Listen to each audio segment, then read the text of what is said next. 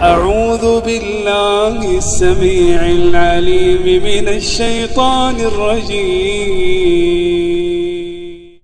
بسم الله الرحمن الرحيم. فمن أظلم ممن كذب على الله وكذب بالصدق إذ جاء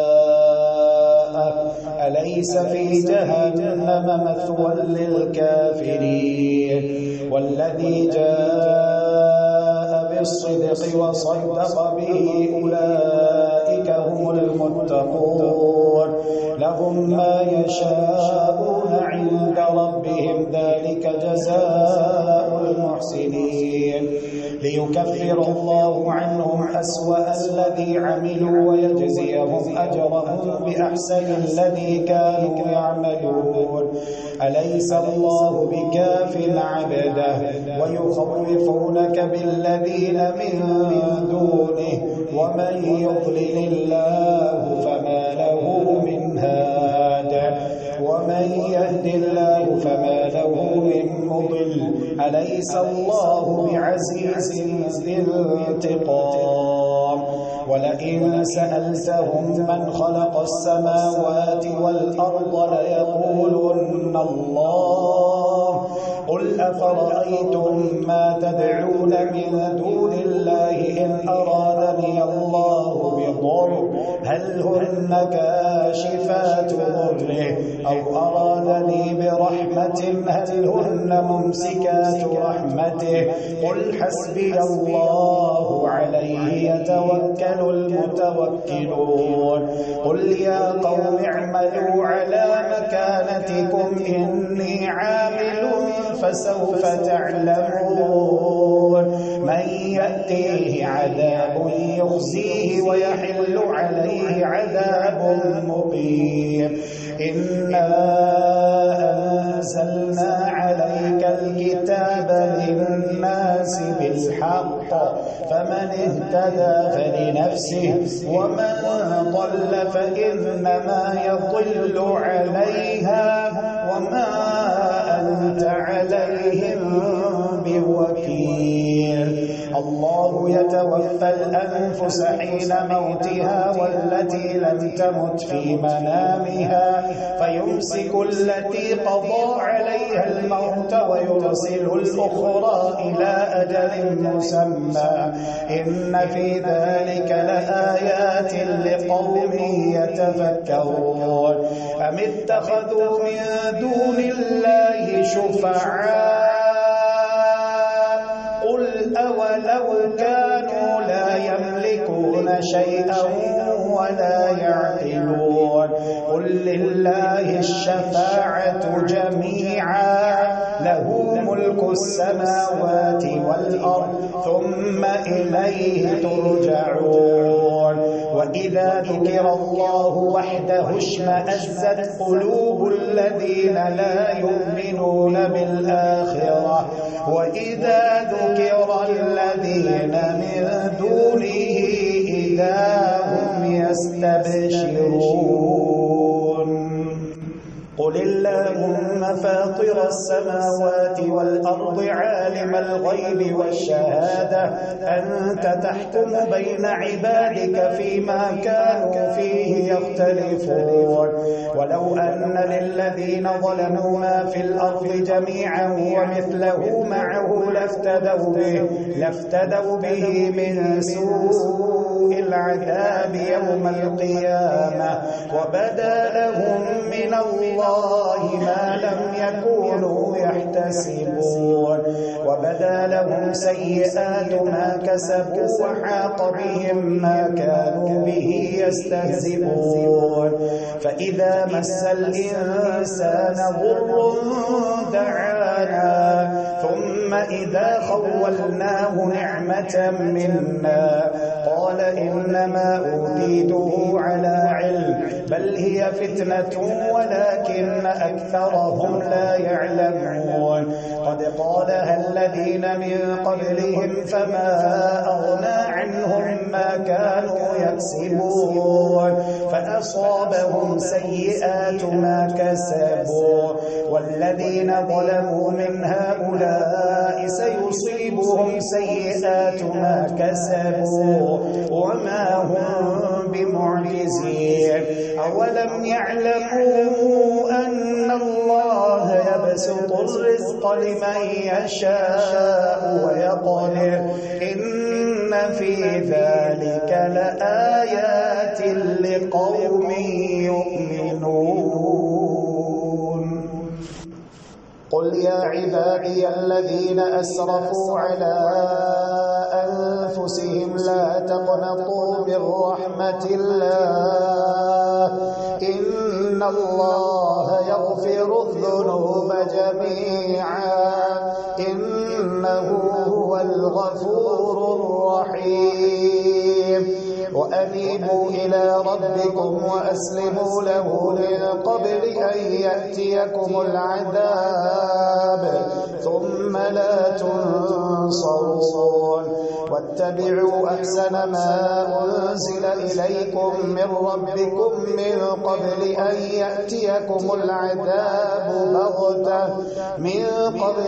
يأتيكم العذاب بغتة وأنتم لا تشعرون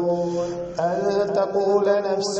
يا حسرة على ما فرطت في جنب الله وإن كنت لمن الساخرين أو تقول لو أن الله هداني لكنت من المتقين أو تقول حين ترى العذاب لو أن لي كرة فأكون من المحسنين بلى قد جاءتك آياتي فكذبت بها واستكبرت وكنت من الكافرين ويوم القيامة ترى الذين كذبوا على الله وجوههم مسودة أليس في جهنم مثوى للمتكبرين وينجي الله الذين اتقوا بمفازتهم لا يمسهم السوء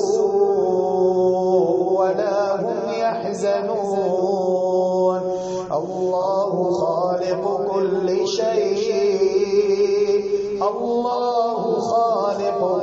شيء وهو على كل شيء وكيل له مقاليد السماوات والأرض والذين كفروا بآيات الله أولئك هم الخاسرون قل أفغير الله تأمروني أعبد أيها الجاهلون ولقد أوحي إليك وإلى الذين من قبلك لئن أشركت ليحبطن عملك ولتكونن من الخاسرين بل الله فاعبد وكن من الشاكرين وما قدروا الله حق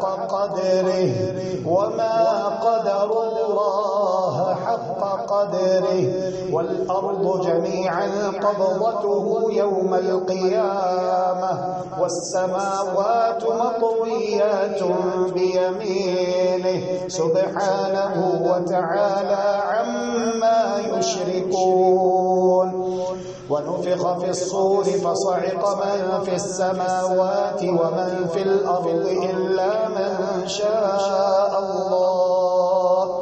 ثم نفخ فيه أخرى فإذا هم قيام ينظرون وأشرقت الأرض بنور ربها ووضع الكتاب وجيء بالنبيين والشهداء وقضي بينهم بالحق وهم لا يظلمون ووفيت كل نفس ما عملت وهو أعلم بما يفعلون وسيق الذين كفروا إلى جهنم زمرا حتى إذا جاءوها فتحت أبوابها وقال لهم خزنتها ألم يأتكم رسل منكم يتلون عليكم آيات ربكم وينذرونكم لقاء يومكم هذا قالوا بلى ولكن حقت كلمة العذاب على الكافرين قيل ادخلوا أبواب جهنم خالدين فيها فبئس مثوى المتكبرين وسيق الذين اتقوا ربهم إلى الجنة زمرا حتى إذا جاءوها وفتحت أبوابها وقال لهم خزنتها سلام عليكم طبتم فادخلوها خالدين وقالوا الحمد لله الذي صدقنا وعده وأورثنا الأرض نتبوأ من الجنة حيث نشاء فنعم أجر العاملين وترى الملائكة حافين من حول العرش يسبحون بحمد ربهم وقضي بينهم بالحق وقيل الحمد لله رب العالمين حميم تنزيل الكتاب من الله العزيز العليم غافر الذنب وقابل التوب شديد العقاب ذي الطول لا إله إلا هو إليه المصير ما يجادل في آيات الله إلا الذين كفروا فلا يغررك تقلبهم في البلاد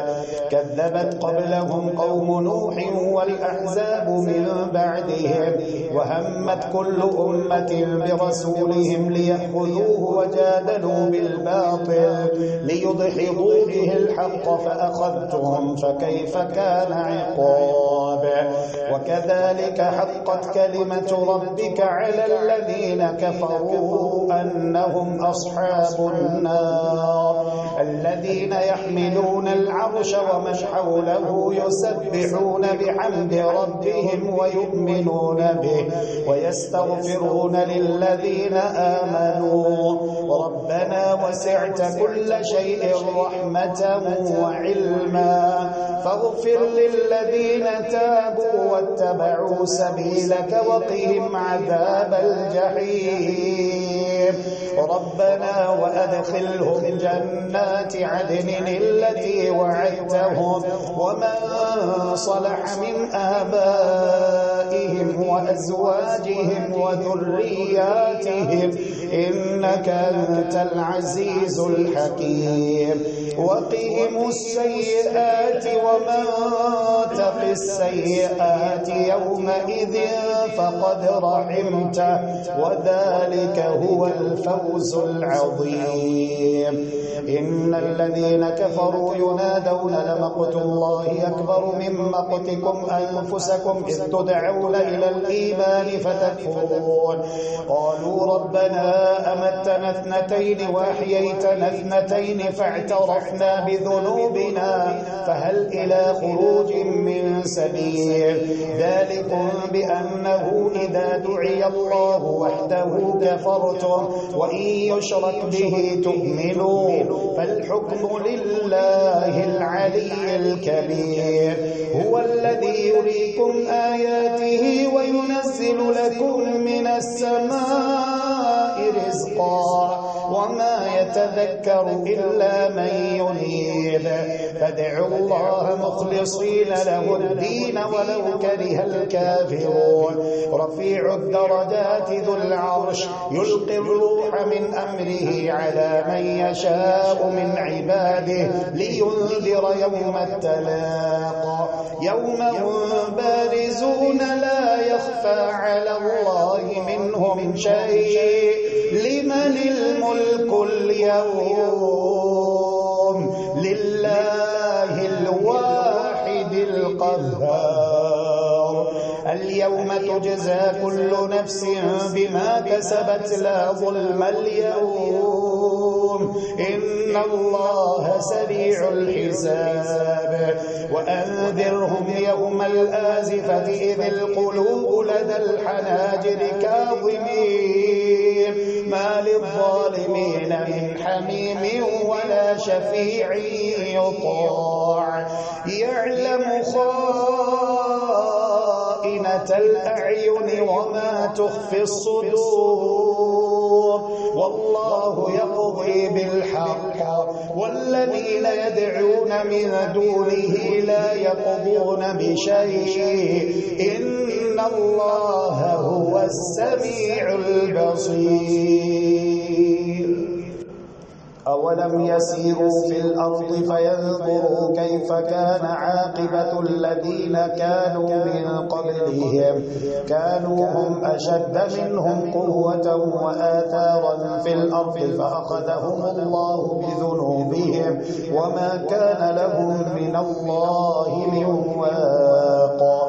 ذلك بأنهم كانت تأتيهم رسلهم بالبينات فكفروا فأخذهم الله إنه قوي شديد العقاب ولقد أرسلنا موسى بآياتنا وسلطان مبين إلى فرعون وهامان وقارون فقالوا ساحر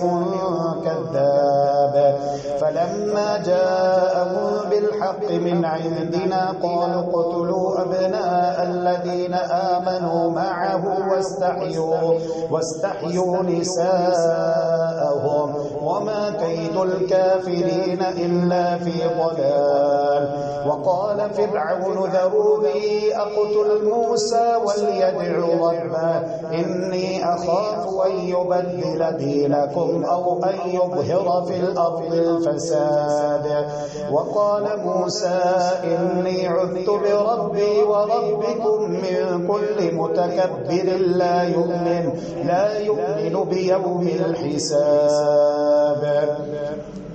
وقال رجل مؤمن من آل فرعون يكتم إيمانه أتقتلون رجلا أن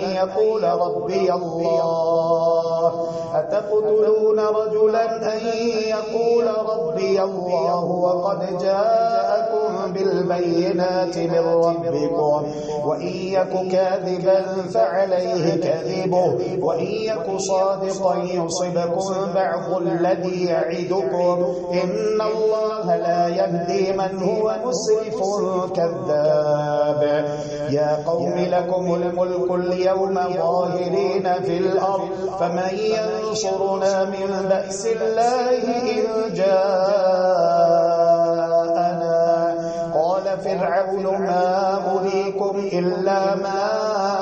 أرى وما أهديكم إلا سبيل الرشاد وقال الذي آمن يا قوم إني أخاف عليكم مثل يوم الأحزاب مثل دأب قوم نوح وعاد وثمود والذين من بعدهم وما الله يريد ظلما للعباد ويا قوم إني أخاف عليكم يوم التناد يوم تولون مدبرين ما لكم من الله من عاصم ومن يضلل الله فما له من هاد ولقد جاءكم يوسف من قبل بالبينات فما زلتم في شك مما جاءكم به حتى إذا هلك قلتم لن يبعث الله من بعده رسولا كذلك يضل الله من هو مسرف مرتاب الذين يجادلون في آيات الله بغير سلطان أتاهم كبر مقتا عند الله وعند الذين آمنوا كذلك يطبع الله على كل قلب متكبر جبار وقال فرعون يا هامان ابن لي صرحا لعلي أبلغ أسباب السماوات فأطلع إلى إله موسى وإني لأظنه كاذبا وكذلك زين لفرعون سوء عمله وصد عن السبيل وما كيد فرعون إلا في تباب وقال الذي آمن يا قوم اتبعون يهدكم سبيل الرشاد يا قوم إنما هذه الحياة الدنيا متاع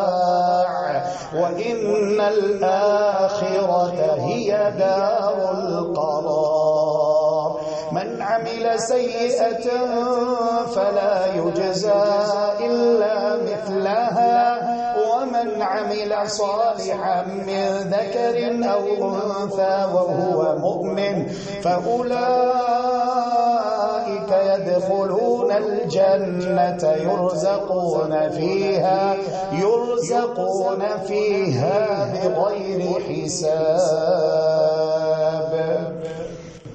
ويا قوم ما لي أدعوكم إلى النجاة وتدعونني إلى النار تدعونني لأكفر بالله وأشرك به ما ليس لي به علم وأنا أدعوكم إلى العزيز الغفار لا جرم أن ما تدعونني إليه ليس له دعوة في الدنيا ولا في الآخرة وأن مردنا إلى الله وأن المسرفين هم أصحاب النار فستذكرون ما أقول لكم وأفوض أمري إلى الله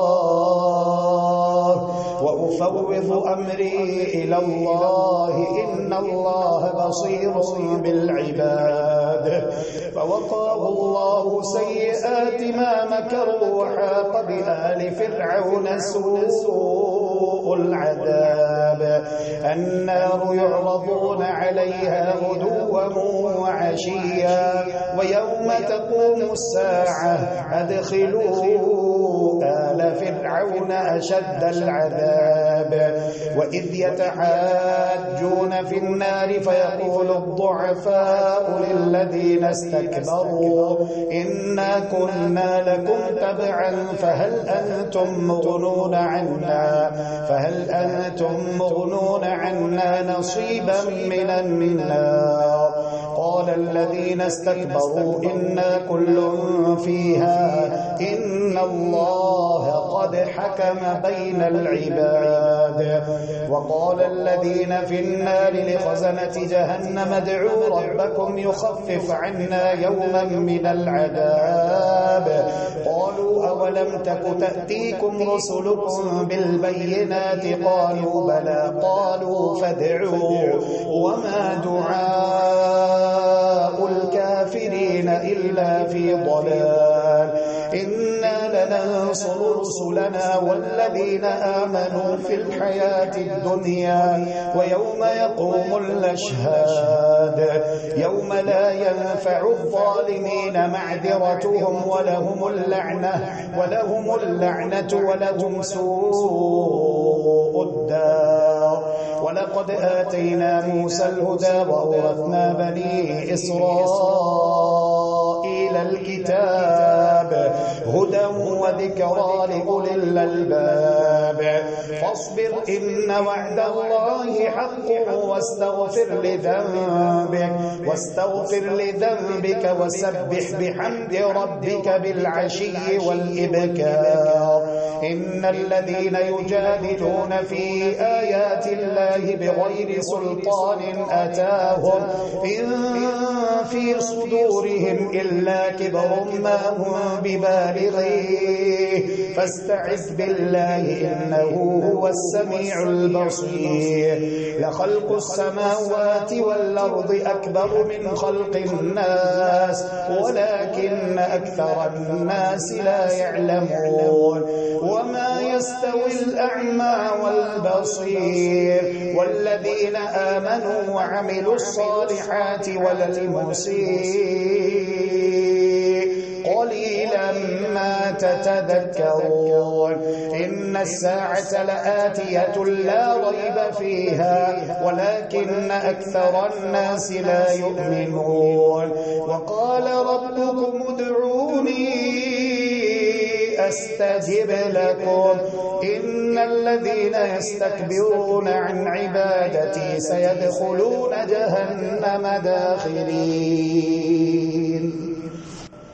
الله الذي جعل لكم الليل لتسكنوا فيه والنهار مبصرا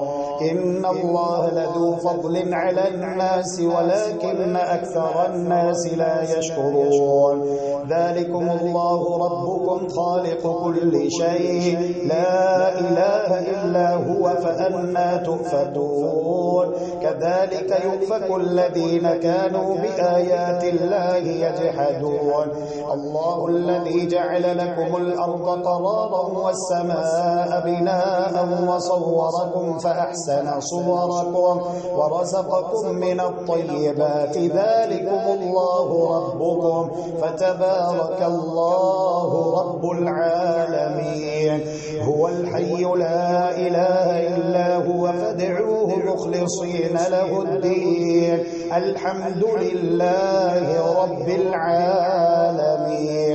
قل إني نهيت أن أعبد الذين تدعون من دون الله لما جاءني البينات من ربي وأمرت أن أسلم لرب العالمين. هو الذي خلقكم من تراب ثم من نطفة ثم من علقة ثم يخرجكم طفلا ثم لتبلغوا أشدكم ثم لتكونوا شيوخا ومنكم من يتوفى من قبل ولتبلغوا أجلا مسمى ولعلكم تعقلون. هو الذي يحيي ويميت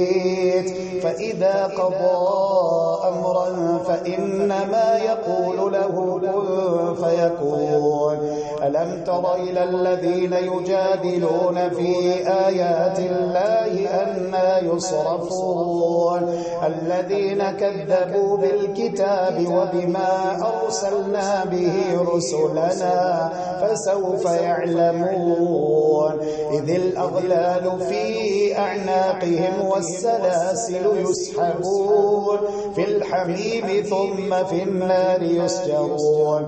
ثم قيل لهم أين ما كنتم تشركون من دون الله قالوا ضلوا عنا بل لم نكن ندعو من قبل شيئا كذلك يضل الله الكافرين. ذلكم بما كنتم تفرحون في الأرض بغير الحق وبما كنتم تمرحون ادخلوا أبواب جهنم خالدين فيها فبئس مثوى المتكبرين. فاصبر إن وعد الله حق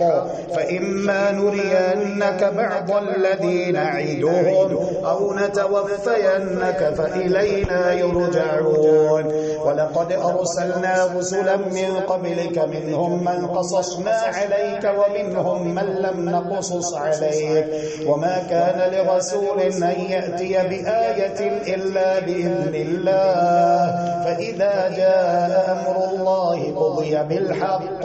وخسر هنالك المبطلون. الله الذي جعل لكم الأنعام لتركبوا منها ومنها تأكلون ولكم فيها منافع ولتبلغوا عليها حاجة في صدوركم وعليها وعلى الفلك تحملون ويريكم آياته فأي آيات الله تنكرون. أفلم يسيروا في الأرض فينظروا كيف كان كان عاقبة الذين من قبلهم كانوا أكثر منهم وأشد قوة وآثارا في الأرض فما أغنى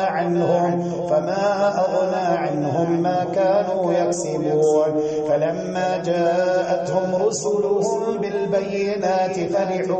فرحوا بما عندهم من العلم وحاق بهم ما كانوا به يستهزئون فلما رأوا بأسنا قالوا آمنا بالله وحده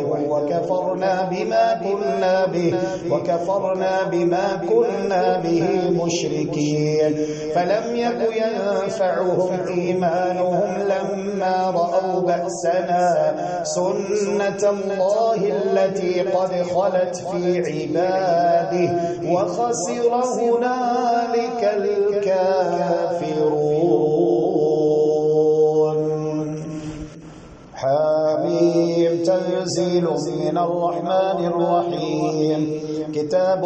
فصلت آياته قرآنا عربيا لقوم يعلمون بشيرا ونذيرا فأعرض أكثرهم فهم لا يسمعون وقالوا قلوبنا في أكنة مما تدعونا إليه وفي آذاننا وقر ومن بيننا وبينك حجاب فاعمل إننا عاملون قل إنما أنا بشر مثلكم يوحى إلي أنما إلهكم إله واحد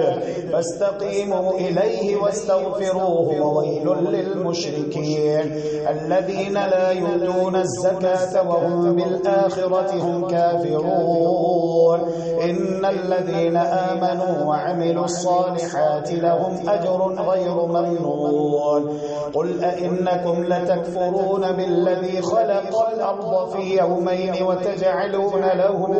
أندادا ذلك رب العالمين وجعل فيها رواسي من فوقها وبارك فيها وقدر فيها أقواتها في 4 أيام سواء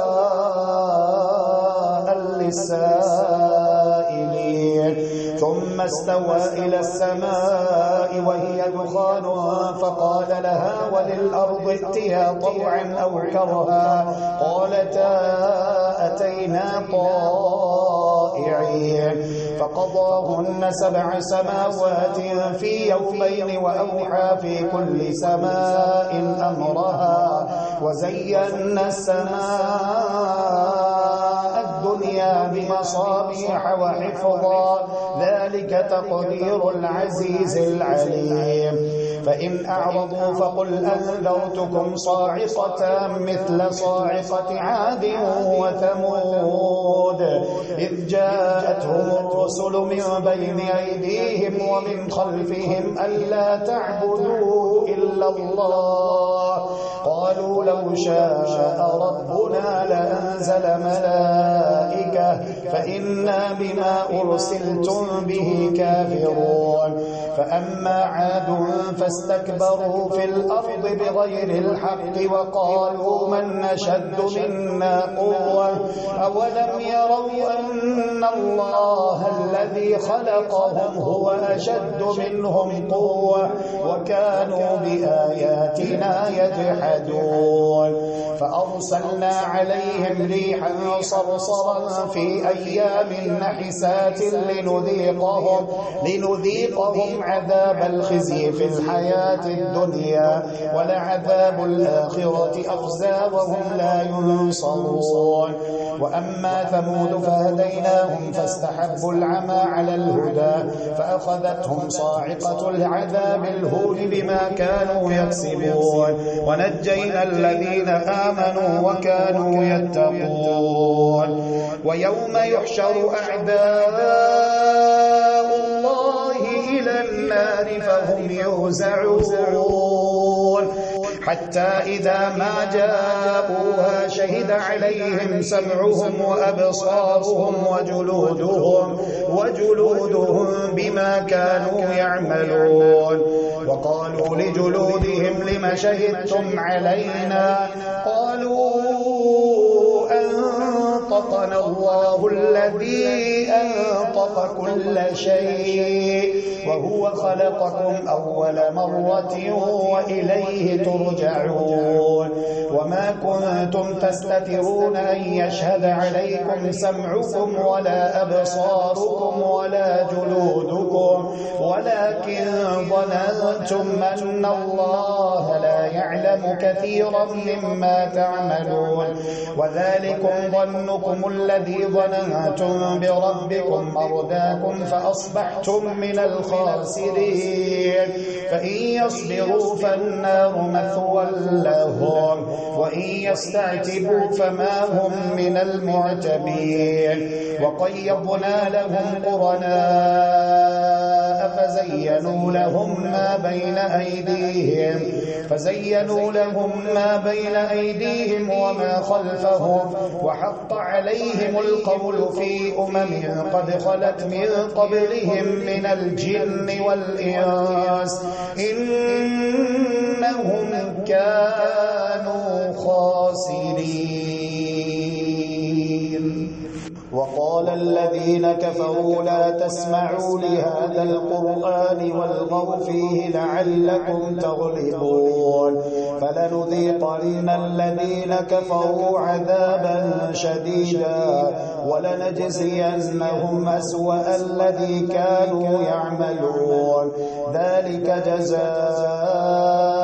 أعداء الله النار لهم فيها دار الخلد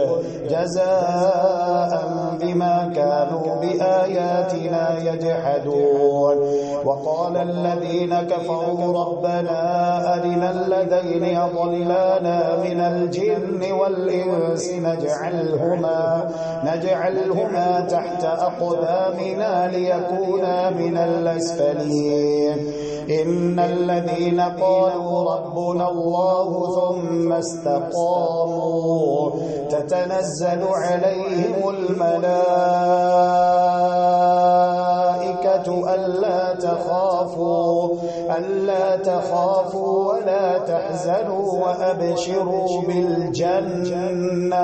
وأبشروا بالجنة التي كنتم توعدون نحن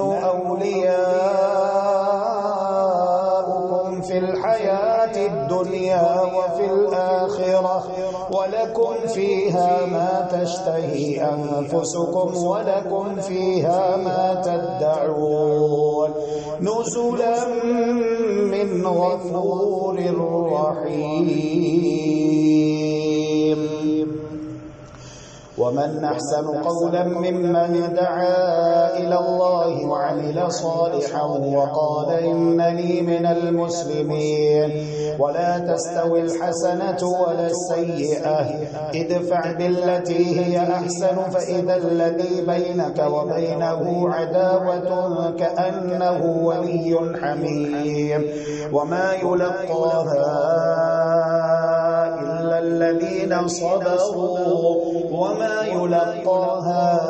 إلا ذو حظ عظيم وإما ينزغنك من الشيطان نزغ فاستعذ بالله إنه هو السميع العليم ومن آياته الليل والنهار والشمس والقمر لا تسجدوا للشمس ولا للقمر واسجدوا لله الذي خلقهن إن كنتم إياه تعبدون فإن استكبروا فالذين عند ربك يسبحون له بالليل والنهار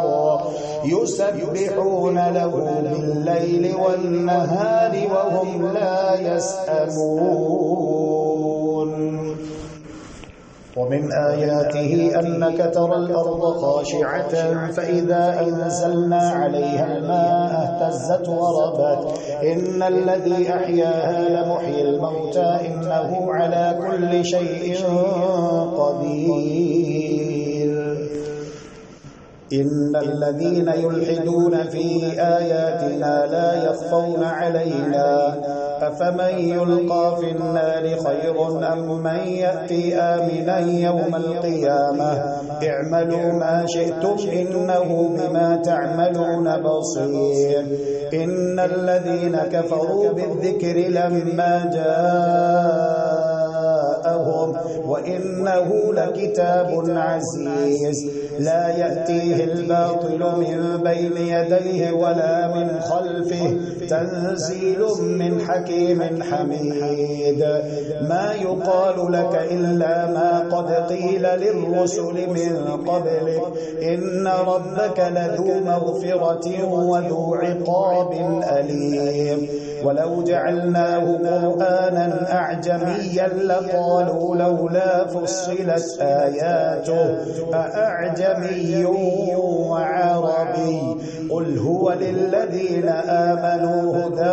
وشفاء والذين لا يؤمنون في آذانهم وقر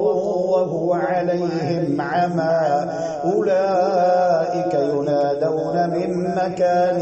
بعيد ولقد آتينا موسى الكتاب فاختلف فيه ولولا كلمة سبقت من ربك لقضي بينهم وإنهم لفي شك منه مريب من عمل صالحا فلنفسه ومن أساء فعليها اللهم إنك عفو تحب العفو فاعف عنا اللهم إنك عفو تحب العفو فاعف عنا إلهنا